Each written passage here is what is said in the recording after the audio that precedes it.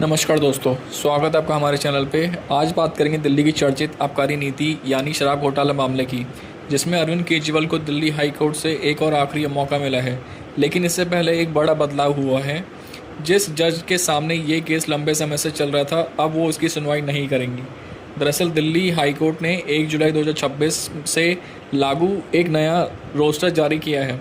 इस नए रोस्टर के मुताबिक मौजूदा और पूर्व सांसदों विधायकों से जुड़ी मामलों की सुनवाई अब जस्टिस मनोज जैन की बेंच करेगी। इससे पहले ये जिम्मेदारी जस्टिस स्वर्ण कांता शर्मा के पास थी, जो हाल ही में महीनों में आबकारी नीति मामले की सुनवाई को लेकर लगातार सुर्खियों में रही थी।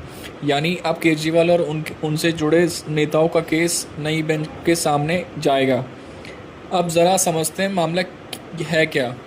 यह 2021-22 की दिल्ली उत्पाद शुल्क नीति से जुड़ा है, जिसमें आम आदमी पार्टी सरकार ने लागू किया था, लेकिन भ्रष्टाचार और रिश्वतखोरी के आरोपों के बीच जुलाई 2022 में ही रद्द कर दिया गया था। सीबीआई का आरोप है कि नीति जानबूझकर इस तरह की बनाई गई ताकि शराब कारोबार में कुछ चुनिंदा लोगों को फ़ायदा मिल सके और करोड़ों रुपए की रिश्वत का लेन देन हुआ। इसी साल फरवरी में स्पेशल कोर्ट ने केजरीवाल, मनीष सिसोदिया और अन्य सभी 23 आरोपियों को बरी कर दिया था। कोर्ट ने अपने फैसले में कहा था कि सीबीआई का केस पूर्व नियोजित और बनावटी लग रहा है। इस बार किए जाने वाले फैसले को सीबीआई ने हाई कोर्ट में चुनौती दी है।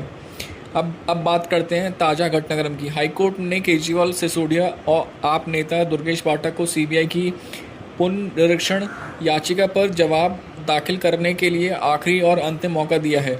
सुनवाई के दौरान अरविंद केजरीवाल ने अदालत ने पाया कि इन तीनों नेताओं में से किसी के और से कोई वकील मौजूद नहीं था। कोर्ट ने अब 2 हफ्ते के भीतर जवाब दाखिल करने की सख्त निर्देश दिया है। साथ ही अदालत ने दलीलों पर सुनवाई के लिए 17-18 अगस्त की तारीख तय कर दी है।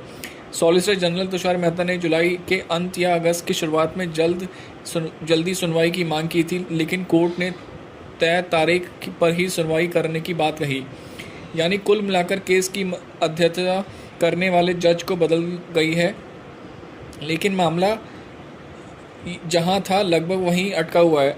जवाब अब तक दाखिल नहीं हुए और अंतिम मौका देकर अदालत ने साफ कर दिया कि अब देरी बर्दाश्त नहीं होगी। आगे क्या होता है, इस पर नज़र बनाए रखिए। नमस्कार।